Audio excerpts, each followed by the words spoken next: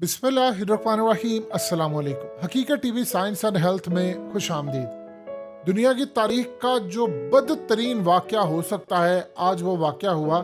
नेपाल में पोखरा एयरपोर्ट के करीब एक मुसाफिर तैयारा, आपकी स्क्रीन पर ये चल रहा है, ये गिरकर तबाह हुआ और इसमें अभी तक जो इतलात आई हैं 70 से ज़ायद लोग इस वक्त इसमें हलाक हो चुके हैं। आप इस तैयारे को ज़रा गौर से देखिए और ये दर्दनाक मनाजिर देखिए कि उसने किस तरह, कैप्टन ने बैठा होगा, उसने इसको कंट्रोल करने की कोशिश की होगी, उसे कंट्रोल नहीं हुआ होगा और तैयारा बिल्कुल सीधा जाकर गिरा। और सबसे बढ़कर उसने आखिरी दम तक कोशिश करता रहा कि किसी तरह ये आबादी पर जाकर ना गिरे, और अगर आबादी पर गिरता है तो ये पूरी तरह बर्बाद होगा। अब क्या इस तैयारे को हिट किया गया, क्या उसको हैक किया गया, सिस्टम उसका पूरी तरह किया गया? इसमें रूसी सवार थे और अभी तक किसी को ये नहीं पता कि क्या वो एजेंट थे या कौन थे, या क्या मामला था और उसकी क्या तहकीकात के लिए रूस की इंटेलिजेंस एजेंसी क्या करने जा रही है। दुनिया के कान खड़े हो गए हैं। लेकिन सबसे पहले समझिए, असल में ये येटी एयरलाइन का तैयारा खटमंडू से पोखरा जा रहा था और लैंडिंग के वक्त गिरकर तबाह हुआ, यानी तकरीबन सुबह 11 बजे के करीब ये तबाह होता है। अब वहां पर आप हैरान होंगे इस बात को जानकर पूरी तरह कि वहां जो पायलट था उसने आबादी के किसी घर से ना टकराने की पूरी कोशिश की, और दरियाए सेठी के बिल्कुल साथ एक छोटी सी जगह है, आप देख सकते हैं, यहां पर यह तैयारा जमीन से आकर टकराता है। अब इसमें हैरान कौन तौर पर इंडियंस थे 5, इसमें रूसी थे, इसमें कोरियन बशिंदे थे, आयरलैंड, ऑस्ट्रेलिया, अर्जेंटाइन, फ्रांस, और इसके अलावा इसमें 53 नेपाली भी मौजूद थे। अब नेपाली फौज, जो कि आप जानते हैं कि वहाँ पर करप्ट तरीन फौज समझी जाती है, वो असल में इस क्रैश साइट पर रेस्क्यू ऑपरेशन में मौजूद है और वो वहाँ पर जाकर इसको मलबे से लाशें निकाले। अब वो कह रहे हैं जी पिछले 30-40 साल में ऐसा बदतरीन वाकया कोई देखने को नहीं मिला, ना उनको अभी तक कुछ समझ आ रही। ब्लैक बॉक्स उनको मिलता है, उसके बाद उसमें वो चेक करेंगे, क्योंकि ब्लैक बॉक्स में होता यूँ है कि जब मेडे कॉल हो जाती है, मेडे कॉल का मतलब ये है कि फाइनल कॉल है कि अब उसके बाद जो भी करना है वो पायलट ने अपनी मर्जी से करना है। उसमें ब्लैक बॉक्स के अंदर जो गुफ्तगू है पायलट की, क्रू की, वो सारी होती है। आप इमेजिन कीजिए कि जब तैयारा इस तरह खराब होने वाला होता है तो क्योंकि वो बुलंदी पर होता है तो वहां पर पता चल जाता है मुसाफिरों को, वहां पर जो चीखों की आवाज होती है ब्लैक बॉक्स के जरिए सारी रिकॉर्डिंग जो होती है वो सब कुछ पता चलता है कि क्या हो रहा है, उसने क्या कॉल दी, क्या गुफ्तगू हुई, कंट्रोल टावर से वो क्या बातचीत कर रहा था, उससे क्या बताया गया, ये सारे का सारा मामला हुआ। अब उसमें सबसे बढ़कर बात यह है, जो शुबा जाहिर किया जा रहा है कि इसमें जो 4 रूसी थे वो असल में कौन लोग थे?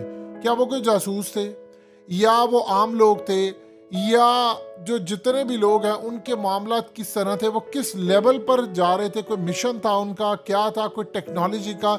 यानी जिस तरह आप देख सकते हैं कि अब इस वक्त इलेक्ट्रोमैग्नेटिक पल्स वेपन जो है वो पूरी तरह आप टेक्नोलॉजी का यूज करते हैं। जिस तरह साउथ चाइना सी के अंदर चाइना ने एक दफा यूज किया तो कुछ सेकंड्स के लिए वो पूरे का पूरा, यानी आपका वो जो तैयारा होता है वो आपके कंट्रोल से बाहर हो जाता है और वो सीधा नीचे आता है, यानी फ्री फॉल होकर गिरता है।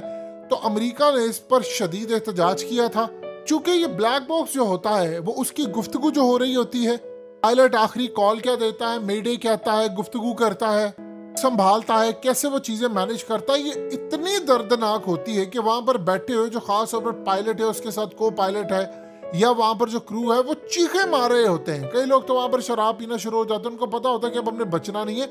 आप ये देखिए कि आपके सामने मौत आ रही है और आप बिल्कुल जाकर टकरा रहे हैं वहां पर। क्या खौफनाक सूरत हाल होगी, अल्लाह सबको बचाए। लेकिन यहाँ पर जो असल मामला ये है कि रूस के जो लोग थे, हालिया यूक्रेन और रूस की जो जंग चल रही है उसके बाद से तमाम चीजें, एंटीने खड़े हो जाते हैं, लोग पूछ रहे हैं कि असल में उनमें वो लोग कौन थे, क्योंकि रूस की इंटेलिजेंस एजेंसियां यहाँ पर पहुंच रही हैं। यहाँ पर एक भी बंदा किसी भी एयरलाइन का इसमें अंदर कोई सफर कर रहा होकर मर जाता है। अब ऑस्ट्रेलिया, अर्जेंटाइन, फ्रांस, इनके मुसाफिर भी थे, वो भी इस वक्त पहुंच रहे हैं और उनके इंटेलिजेंस इदारे सबसे पहले तो इनसे रिपोर्ट तलब करेंगे और फिर वो इनके बाद इनसे पूछेंगे कि भाई आप ये बताएं कि आप हमें ब्लैक बॉक्स तक रसाई देते हैं, नहीं देते, क्या मामला है। ये सारी की सारी जो सूरत हाल है वो नजर आती है। अगर ये ब्लैक बॉक्स के हवाले से चीजें देते हैं तो वो पायलट की गुफ्तगू बताएगा कि अचानक चलते चलते उसको क्या मसला हुआ था, उसके कंट्रोल से चीजें कैसे बाहर हुई, क्या मामला हुआ। रूस इस पर जब तहकीकात करेगा तो पता चलेगा, क्योंकि अगले कुछ अरसे के अंदर ये भी पता चलेगा कि आया वो जो लोग थे 4, क्या वो किसी मिशन पर थे, क्या उनको टारगेट किया गया है, या कुछ ऐसी सूरत हाल पैदा हुई है, या ये बिल्कुल एक नेचुरल हादसा था, उसके अंदर कोई ना कोई ऐसा मसला है जिसकी वजह से ये सारी सूरत हाल पैदा हुई है। इन केस अगर इसमें कोई ऐसी चीज निकल आती है और पता ये चलता है कि आया कोई टेक्नोलॉजी का इस्तेमाल हुआ है या उसको हैक किया गया, उसका पूरे का पूरा सिस्टम, और वहां से कंट्रोल करके उसको जमीन पर लेकर आए गए हैं, या वहां से किसी ने कोई काम किया है, तो आप ये सोच लें कि इसके बाद हालात कितने ज्यादा इस वक्त खराब हो सकते हैं। ये असल में अब से पहले सूरत हाल आपने कभी भी नहीं देखी होगी कि रूस और यूक्रेन के मामले के ऊपर ये सब कुछ हुआ। इससे पहले आप जानते हैं कि ईरान के अंदर भी एक ऐसा हुआ था, उन्होंने कहा जी पहले कुछ नहीं हुआ, बाद में पता चला वो इनका अपना ही मिसाइल लगा है।